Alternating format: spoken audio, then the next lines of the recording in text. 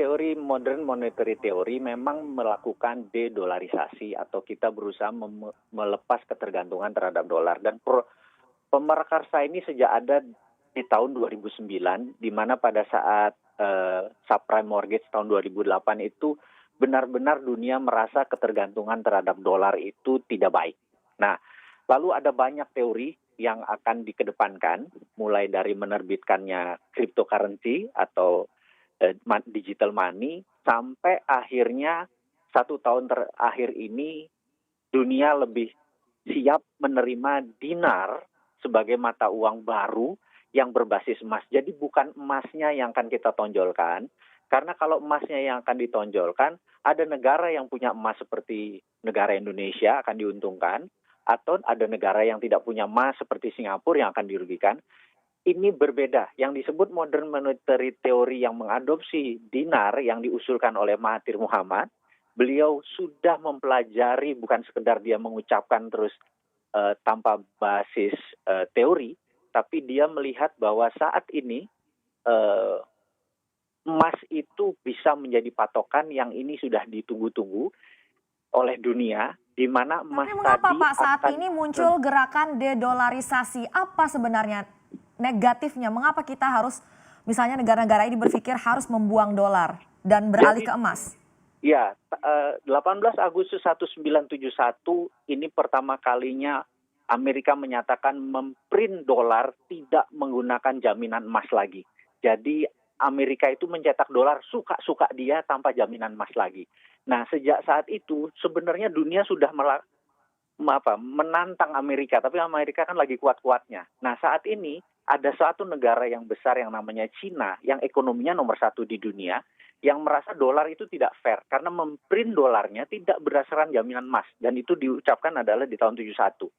Jadi sejak saat itu, sekali lagi, dolar itu tidak real. Nah, karena itu dedolarisasi ini karena harus ada yang real, harus ada patokannya.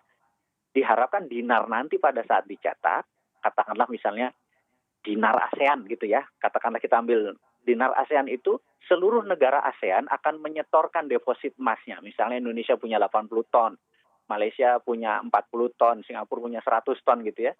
Itu akan di-print, dicetak dinar ASEAN.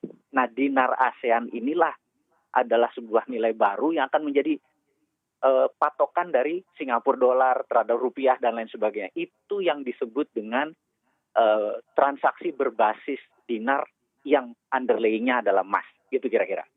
Apa manfaatnya Pak kalau transaksi dinar misalnya dengan underlying emas, atau kita misalnya menggunakan alat pembayaran yang didasarkan pada emas? Baik, ini menarik karena inflasinya zero. Jadi cara menghilangkan inflasi adalah dengan menggunakan mata uang yang berpatokannya diam, yaitu emas. Kita tahu harga satu kambing di zaman Rasulullah adalah 1 dinar, sekarang harusnya 1 dinar juga gitu ya.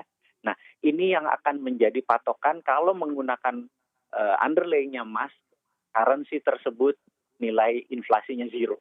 Ini akan merubah tatanan dunia baru.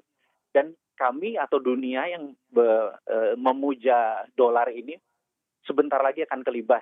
Dedolarisasi pasti akan menang. Dan di 2030 kami para pengamat ekonom MMT Modern Monetary Theory, mungkin currency tinggal 10 atau mungkin tinggal 20, tidak 190 negara sebanyak negara lagi. Karena tapi ASEAN seberapa sudah visible gitu sebenarnya Pak untuk bisa dilakukan Pak alat pembayaran dengan didasarkan pada emas ini? Rasanya sudah bukan possible lagi, sudah harus bisa dipraktekkan. Karena pada saat ini kita tahu nanti ada namanya digital money. Jadi contohnya ya, kalau kita sederhanakan, kalau 1 dinar kan 4,44 gram misalnya gitu ya. Kita ambil contoh dari langit deh, harganya 3,5 juta deh 1 dinar, bener nggak? Nah, kalau orang beli 1 dinar ASEAN tadi yang 3,5 juta rupiah tadi, dia akan memperoleh 1 dinar yang 4,44 gram. Jadi yang kita nilai bukan gramnya, gramasinya, tapi 1 dinarnya. Nah, nanti dengan adanya digital, di rekening Mbak Alin, ada di kirinya ada 4,4 gram, 1 dinar, di sebelah kanannya ada 3,5 juta rupiah. Yang 3,5 juta rupiah bisa ditransaksikan dimanapun, di ATM, di edisi, semua bisa. Begitu Mbak belanja 1 juta, gramnya turun, gitu ya. Nah, sehingga orang menggunakan currency dinar itu harganya diam. Contohnya, besoknya ternyata rupiah melemah terhadap emas. Misalnya tadi uangnya 3,5 juta, udah dibelanjakan 1 juta, tinggal 2,5. Rupiah melemah terhadap itu. Uang kita jadi 3,5 juta lagi gitu ya. Mungkin saja, ingat, emas tidak mungkin melemah, rupiah yang mungkin lemah.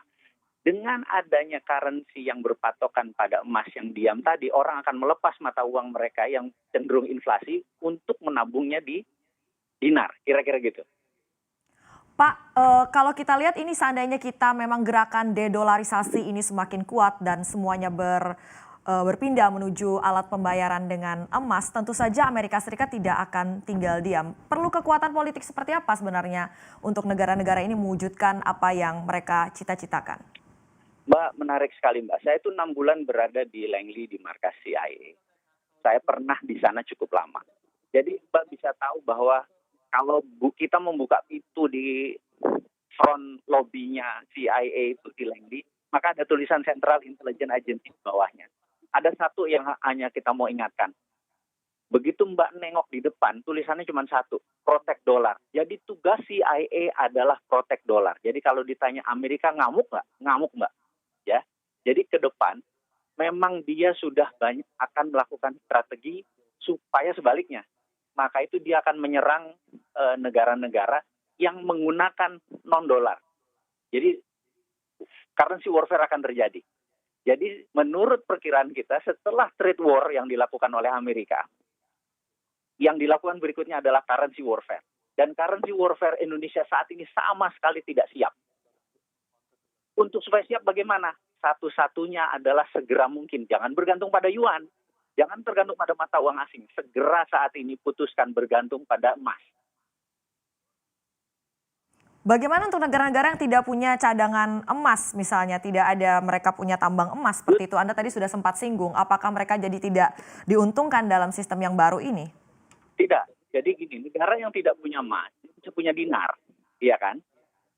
Karena ada nilai kurs dinarnya, bukan emasnya. Jadi nanti emas-emas tadi yang dijaminkan tadi akan diterbitkan dinar. Jadi kita tidak perlu takut, wah saya nggak punya emas, saya nggak bisa apa-apa. Enggak.